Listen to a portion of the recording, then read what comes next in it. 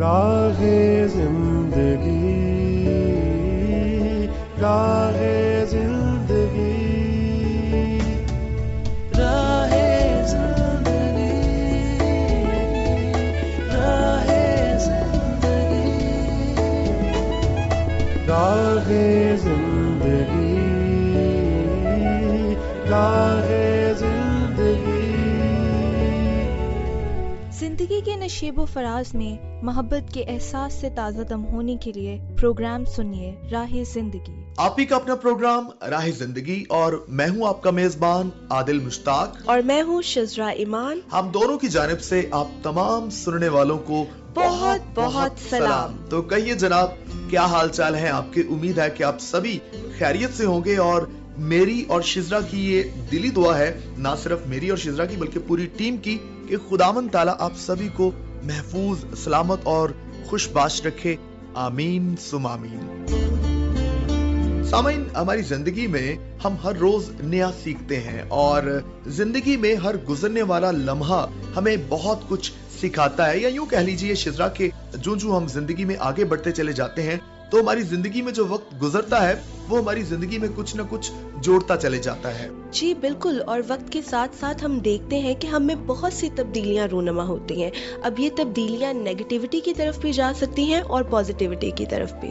زبردست شزرا، آپ نے تو بات کو بہت آسان بنا دیا واقعی، اور اس کا تعین یہ ہے کہ جب ہم اچھے وقت کو اچھے لوگوں کے ساتھ وقت گزاریں گے، اچھی صحبت میں رہیں گے، اچھے ماحول میں رہیں گے، تو ظاہری بات ہے پھر وہی اثر ہماری زندگی پر ہوگا۔ اور اگر ہم برے لوگوں کے ساتھ یا بری صحبت میں یا ایسے کسی بھی ماحول میں اگر ہم آ جاتے ہیں تو ہر گزرنے والا جو لمحہ ہے وہ ہماری زندگی کے ساتھ منفی چیزوں کو جوڑتا چلا جائے گا۔ تو بات یہ ہے کہ یہ تبدیلی تو 100% شور ہے، لیکن اس تبدیلی کا جو منفی یا مثبت ہونا یہ ہمارے اختیار میں ہے، اور وہ ایسے ہے کہ اگر ہم اس کا انتخاب میں نے اور آپ نے کرنا ہے، اس کا فیصلہ میں نے اور آپ نے کرنا ہے، تو یہ فیصلہ خدا تعالیٰ نے مجھے اور آپ کو اختیار دیا ہے کہ ہم کر سکیں۔ تو ہمیشہ ہمیں کوشش کرنی ہے کہ اچھا وقت اور اچھے لوگ اور اچھا ماحول چننا ہے، اپنے لیے بھی اور اپنے آس پاس کے لوگوں کے لیے بھی۔ تو آئیے اسی بات کے ساتھ ہم پروگرام کا آغاز کرتے ہیں اور سنتے ہیں یہاں پر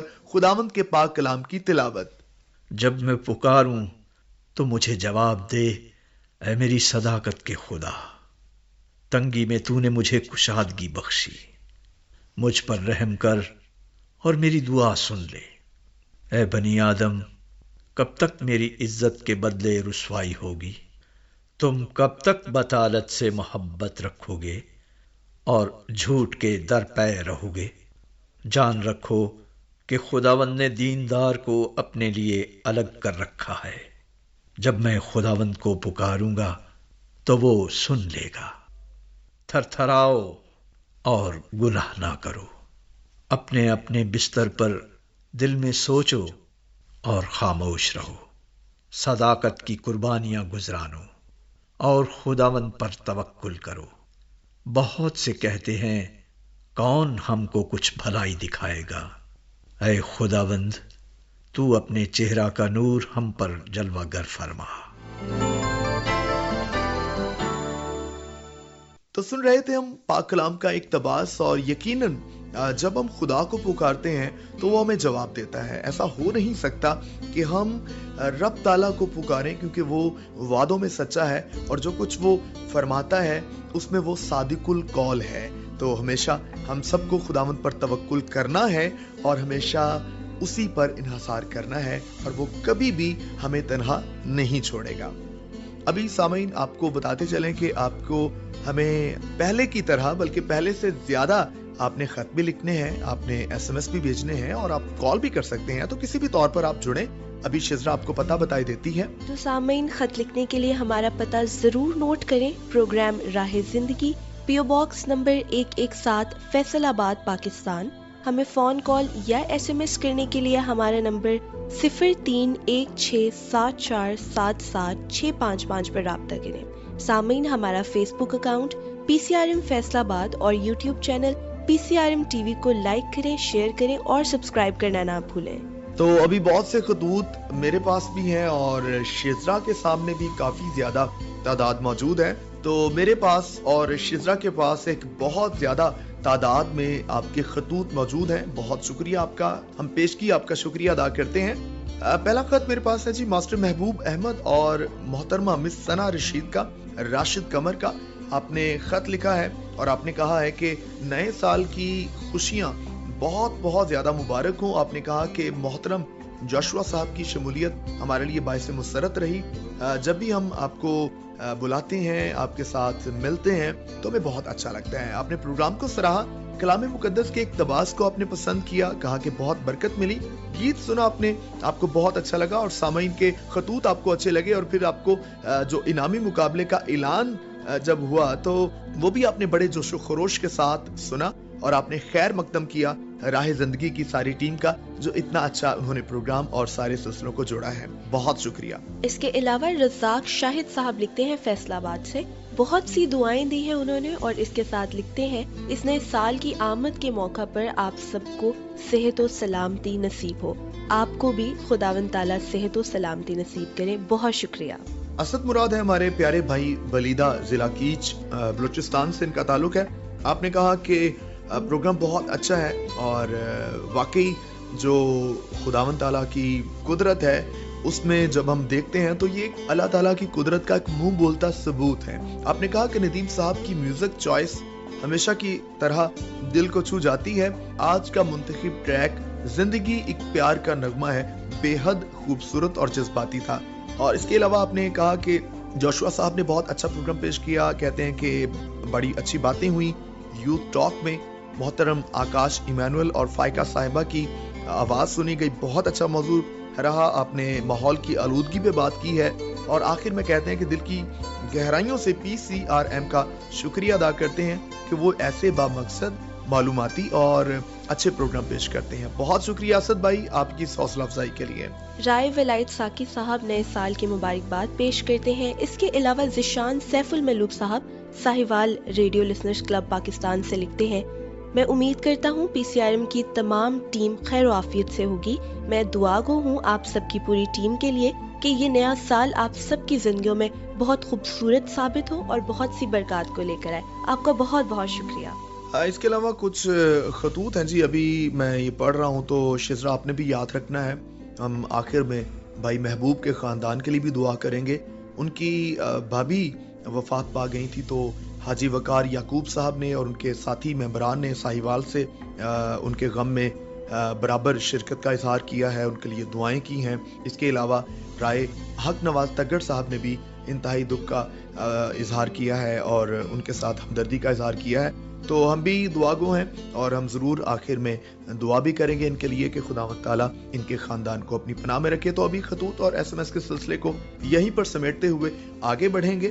جی تو سامعین, اب وقت ہوا چاہتا ہے ڈرامہ چراغ راہ سننے کا. آئیے مل کر سنتے ہیں. ڈرامائی صورت میں ہم سن رہے ہیں کہ آدم اور حوا نے اپنے بیٹوں قائن اور حابل کو بتایا کہ خدا نے ہماری دنیا اور اس ساری کائنات کی تخلیق کے چھٹے دن آدم کو مٹی سے بنایا, پھر اس میں اپنا دم پھونکا اور انسان جیتی جان ہوا. یوں خدا نے تخلیق کے کام کو ختم کیا اور اپنے سارے کام سے جسے وہ کر رہا تھا 7ویں دن فارغ ہوا. خدا تعالیٰ نے کل جانوروں کو نر و ناری بنایا لیکن آدم اکیلا تھا. خدا نے کہا کہ آدم کا اکیلا رہنا اچھا نہیں, میں اس کے لیے ایک مددگار اس کی مانند بناؤں گا. سو اس نے آدم پر گہری نیند بھیجی اور وہ سو گیا, اور اس نے اس کی پسلیوں میں سے ایک کو نکال لیا اور اس کی جگہ گوشت بھر دیا, اور خداوند نے اس پسلی سے عورت کو بنایا. آدم نے اس عورت کا نام حوا رکھا. خدا نے آدم کو باغ کی ساری چیزوں کا مختار بنایا تھا. آدم اور حوا خدا کی حضوری سے کیسے نکالے گئے, آئیے آج کی قسط میں یہی ذکر سنتے ہیں.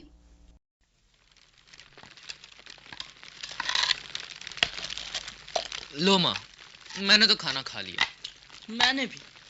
ماں, آپ نے ہمیں یہ تو بتایا نہیں کہ آپ نے باغ عدن کیوں چھوڑا تھا.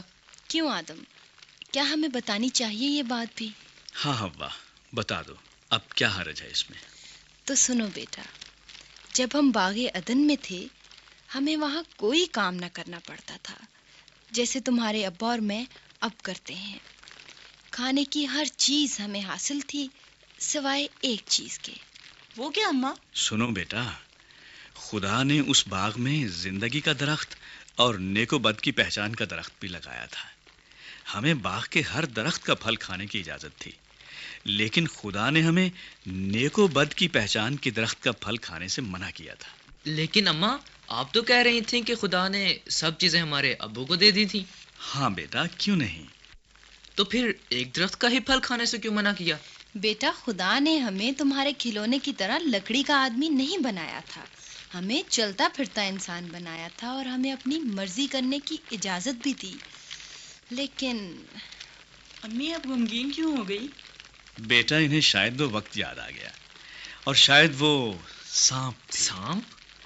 ہاں، لیکن باغ عدن میں رینگنے کی بجائے وہ چلتا پھرتا تھا، اور وہ باتیں بھی کرتا تھا، بڑا چالاک تھا، خدا کے بھی خلاف۔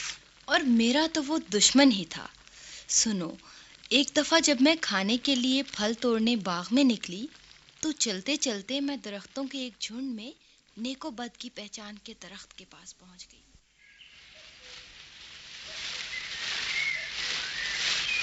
پتہ ہی نہیں لگتا کون سا پھل کھاؤں اور کون سا نہ کھاؤں، دور بھی بہت آ گئی ہوں۔ ارے یہ تو بڑا پیارا درخت ہے، لیکن نہیں، ہم تو اس درخت کا پھل نہیں کھا سکتے، خدا نے منع کیا ہے۔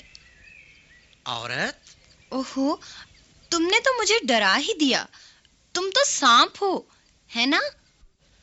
آگے بڑھو اور کھاؤ اس پھل کو، میری وجہ سے مت رکو۔ نہیں نہیں، نہیں کھا سکتی میں اس کو، ہم تو اسے چھو بھی نہیں سکتے۔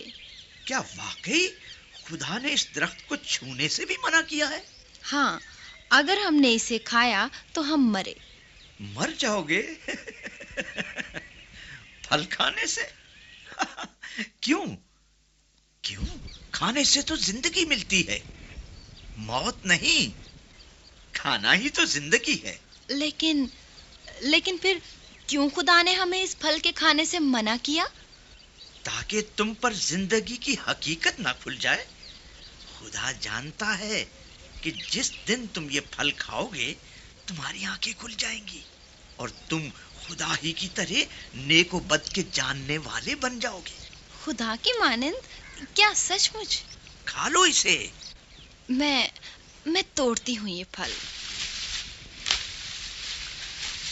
تو یہ پھل تھا، بڑا مزیدار اور رس بھرا۔ ہوا، کہاں ہو تم؟ آدم، اور وہ سانپ کہاں گیا؟ آدم، میں یہاں ہوں۔ پتوں کے پیچھے تو تم نظر بھی نہیں آ رہی۔ ارے تم تو اسی درخت کے پاس کھڑی ہو جس کے لیے خدا نے منع کیا تھا، باہر آؤ وہاں سے۔ میں تو نہیں آؤں گی آدم۔ تمہارے ہاتھ میں کیا ہے؟ یہ تو اسی درخت کا پھل ہے۔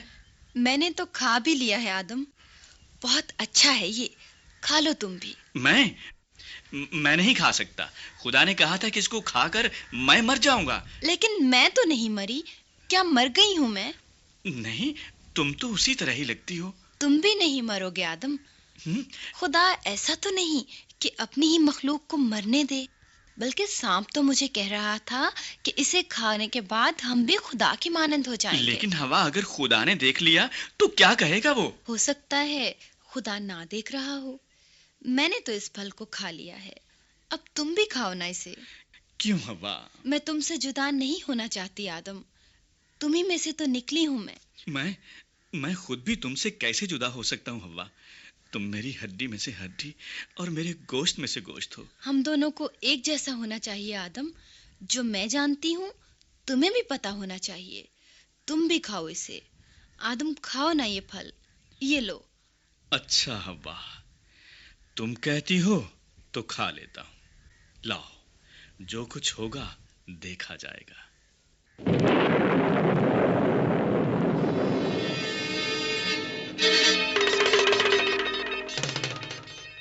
میں نے ممنوعہ پھل کھا لیا ہے، لیکن میں تو ویسے کا ویسا ہی ہوں، زندہ جیسے تھا۔ بڑا مزیدار پھل ہے یہ۔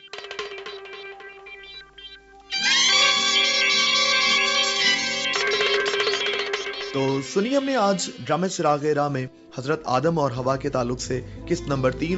تو بات یہ ہے کہ جب بھی ہم خدا تعالیٰ کے کسی بھی حکم کی عدولی کرتے ہیں، نافرمانی کرتے ہیں، تو اس کے اثرات تو ہمیشہ منفی ہوتے ہیں اور یقیناً نسل انسانیت پر برے اثرات جو ہیں وہ اسی کے برے ہوئے.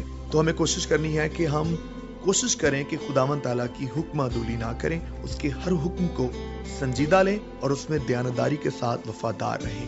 آئیے ابھی آگے بڑھیں گے اور یہاں پر وقت ہوا چاہتا ہے سلسلہ آئینہ کا. آئیے مل کر سنتے ہیں.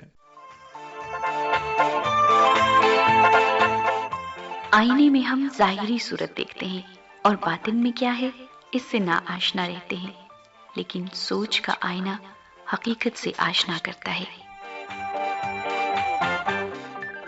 آج آئینہ کیا دکھا رہا ہے؟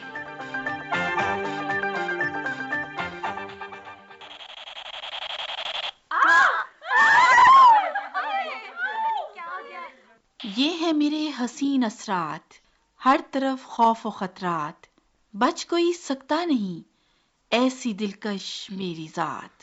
بہت خوب دہشت گردی، بہت خوب. آفرین ہے تمہاری سوچ پر. تم کیا سمجھتی ہو لوگوں میں بدامنی پھیلا کر تم خوش رہ سکو گی؟ آ گئے تحفظ میاں. ارے یہی تو میری خوشی ہے. میں پوچھتی ہوں کہاں گیا امن و انصاف؟ کہاں گئی تمہاری ہمدردیاں؟ مان گئے نا کہ میں تم سے زیادہ طاقتور ہوں. ارے مت اتراؤ اتنا اپنی طاقت پر. تمہاری یہ چالاکیاں محض وقتی ابال ہے. اگر چند لوگ تمہارے فریب میں آ گئے تو اس کا مطلب یہ نہیں کہ میں سو رہا ہوں. ارے جا جا، میں نے بہت دیکھے تمہارے جیسے. تم اب رہ گئے ہو صرف وعدوں اور نعروں کے لیے. دہشت گردی، کبھی تم نے اپنے کاموں پر غور کیا؟ کیوں تم یہ نہیں سوچتی کہ تمہاری وجہ سے کتنے لوگ بے موت مارے جاتے ہیں، کتنوں کے گھر اجڑ جاتے ہیں، نہ جانے کتنے بے گناہ تمہاری بھیٹ چڑھتے ہیں. ہاں ہاں، یہ بھی کہو کہ کتنے بچے یتیم ہو جاتے ہیں، کتنے راگیر لٹتے ہیں، کتنے بھوکے مرتے ہیں، وغیرہ وغیرہ. ارے واہ، مجھے نہیں معلوم تھا کہ تم اتنی جلدی راہ راست اختیار کر لو گی. کیا کیا کیا؟ تم کیا سمجھتی ہو میں غلط راہ پر جا رہی ہوں؟ یہ جنہیں تم جرائم سمجھتے ہو یہی تو میرے عزائم ہیں. خدا محفوظ رکھے ہر شخص کو تمہارے ان عزائم سے. ایک بات تمہیں بتاؤں، میرا خاندان اب دن بدن بڑھتا جا رہا ہے. خاندان؟ تمہارا کون سا خاندان ہے؟ ارے یہ سارے میرے اپنے ہی تو ہیں جنہیں تم لوگ دہشت گرد کہتے ہو. مجھے بے حد دکھ ہوتا ہے جب میں ان لوگوں کو دیکھتا ہوں اور غصہ اس بات پہ آتا ہے کہ پہلے تو جاہل، ان پڑھ، غربت کے ستائے ہوئے لوگ تمہارا شکار ہوتے تھے، مگر اب تو پڑھے لکھے بڑے بڑے گھروں کے ہونہار نوجوان تمہیں اپنانے لگے ہیں. اسی بات کو تو تم سمجھ نہیں سکتے. میری وجہ سے نہ صرف انہیں مالی فائدہ ملتا ہے بلکہ ان کے اندر کا شیطان بھی تسکین پاتا ہے اور اسی کو وہ تھرل کا نام دے کر مزے لوٹتے ہیں. اور سن لو، یہ آسائشیں، یہ مرتبہ میرے بغیر حاصل نہیں ہو سکتا. میرے نزدیک، بلکہ ہر ذی شعور انسان کے نزدیک، یہ سب کچھ فانی ہے اور ہر برائی کا انجام ہلاکت ہے. میں چاہتا ہوں کہ لوگوں کو اس ہلاکت سے نکال لوں، ان میں امن و امان، محبت و بھائی چارے کی فضا قائم کروں، ایک دوسرے کا احساس ان کے دل میں قائم ہو. بس بس بس، پھر تم جا کر سو ہی جاؤ تو بہتر ہے. میں تمہاری اس طرح کی ہر خواہش کی دشمن ہوں، بلکہ تمہارا تو وجود ہی مجھے برداشت نہیں ہوتا. لگتا ہے دہشت گردی کہ تم اپنی موت آپ ہی مرو گی. تمہارا وقت اب پورا ہو چکا، کیونکہ اب میں نے تہیہ کر لیا ہے کہ تم جیسی بنیادی برائی کو جڑ سے اکھاڑ پھینکا جائے تاکہ لوگ امن و سکون کا سانس لے سکیں. تو لو، پھر میرا بھی چیلنج سن لو. اب میں نہ صرف تم جیسے تحفظ کو خاک میں ملاؤں گی، بلکہ تم غور سے سنو، میرا اگلا نشانہ تم ہوگے.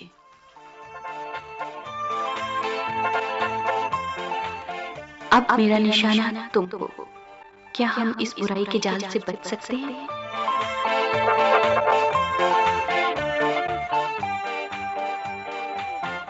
تو سن رہے تھے ہم شزرا بھی آئینہ میں دہشت گردی اور تحفظ کی آپس میں بڑی زبردست ایک لڑائی چل رہی تھی. تو آپ کو پتا ہے کہ ہمارے ملک میں بھی بلکہ پوری دنیا میں دہشت گردی جو ہے وہ اس کا بڑا آج کل عروج ہے. تو خداوند تعالیٰ کرے کہ کبھی بھی یہ عمل جو ہے وہ کامیاب نہ ہونے پائے، اور خدا کرے کہ جو اس کے پیچھے جو محرکات ہیں وہ بھی کمزور پڑ جائیں اور ہر ایک شخص جو ہے وہ تحفظ میں آ جائے۔ بات ہم کر رہے تھے آج آغاز میں کہ ہمارے فیصلے جو ہیں وہ ہماری زندگی میں ہماری سمتوں کا تعین کرتے ہیں یا ہماری زندگی کو ڈائریکشن دیتے ہیں، اور جو بھی فیصلہ ہو اس کو بہت سوچ سمجھ کر ہمیں کرنا چاہیے۔ اور اچھی بات تو یہ ہے جو ہم آغاز میں کر رہے تھے کہ اچھا تو یہ ہے کہ ہم کسی بڑے سے مشورہ لے لیں، ہم رہنمائی لے لیں، اور اس سے زیادہ جو رہنمائی ہے وہ خدا کے احکامات ہیں، ان کو ہم ضرور یاد رکھیں۔ اگر ہمیں ان چیزوں کی سمجھ اس طور پر نہیں آ رہی تو ہمیں کسی بڑے سے، کسی ایسے رہنما سے جو ہمیں خدا تعالیٰ کے احکام کی روشنی میں اپنی زندگی کے فیصلوں کی ترغیب دے سکے۔ جی بالکل، اور اسی کے ساتھ ساتھ ہمیں کوشش کرنی چاہیے کہ منفی باتوں کو، منفی چیزوں کو اپنی زندگیوں سے نکال دیا جائے اور پازیٹیو اور خوش رہنے کی کوشش کی جائے۔ جی ہاں، اور یہی وہ راز ہے، یہی وہ سلیقہ ہے جس سے لوگ بڑے بن جاتے ہیں، اور بڑے لوگ صرف پیسے یا مال و دولت سے نہیں ہوتے، بڑے لوگ اپنے کردار سے، اپنے وقار سے اور جناب معاشرے کے لیے کچھ اچھا کرنے کے وسیلے سے بنتے ہیں۔ تو خدا کرے کہ ہم سب بھی اسی طرح کا اپنا کنٹریبیوشن، اپنا حصہ اپنے معاشرے کے لیے، اپنے آس پاس کے لوگوں کے لیے، انسانیت کے لیے ڈال سکیں۔ آئیے، یہ مقصد تب تک پورا نہیں ہو سکتا جب ایک الہی طاقت ہمارا ساتھ نہ دے۔ جی ہاں، میری مراد ہے رب تعالیٰ کی ذات سے، تو رب تعالیٰ کے سامنے جھکنا، اس سے فریاد کرنا، اس سے طاقت اور توانائی مانگنا ہی ہمارے لیے تمام کاموں میں کامیابی کا راز یا کنجی ہے۔ آئیے ہم اس کے سامنے جھکتے ہیں اور دعا کرتے ہیں۔ اے رب کریم، ہم آپ کا شکر ادا کرتے ہیں آج تک کی ہر طرح سے محافظت کے لیے۔ ہم دعا گو ہیں تمام لسنرز کے لیے، ان کے خاندانوں کے لیے، ان کو ہر طرح سے اپنی پناہ میں رکھیے۔ سردی کی شدت میں تمام خداوند لوگوں کو محفوظ اور سلامت رکھیے، اور اسی طور پر ہم توفیق مانگتے ہیں کہ ہم اپنی زندگی کا ہر ایک فیصلہ آپ کے احکام، آپ کی مرضی کے مطابق کریں، تاکہ ہر فیصلہ جو ہے وہ آپ کو پسند آئے اور ہماری زندگی میں حقیقی کامیابی اور ہماری عاقبت بہتر ہو۔ ہماری دعا کو سنیے اور قبول فرمائیے، مسیح خداوند کے نام سے مانگتے اور ایمان سے پا لیتے ہیں، آمین۔ ماسٹر محبوب کے خاندان کے لیے دعا کرتے ہیں کہ رب تعالیٰ ان کے خاندان کو تسلی اور تشفی عطا فرمائیے تاکہ وہ آپ کی پناہ میں رہے۔ تو اسی کے ساتھ اپنے میزبان عادل مشتاق کو اور شزرا ایمان کو دیجیے اجازت۔ خدا حافظ۔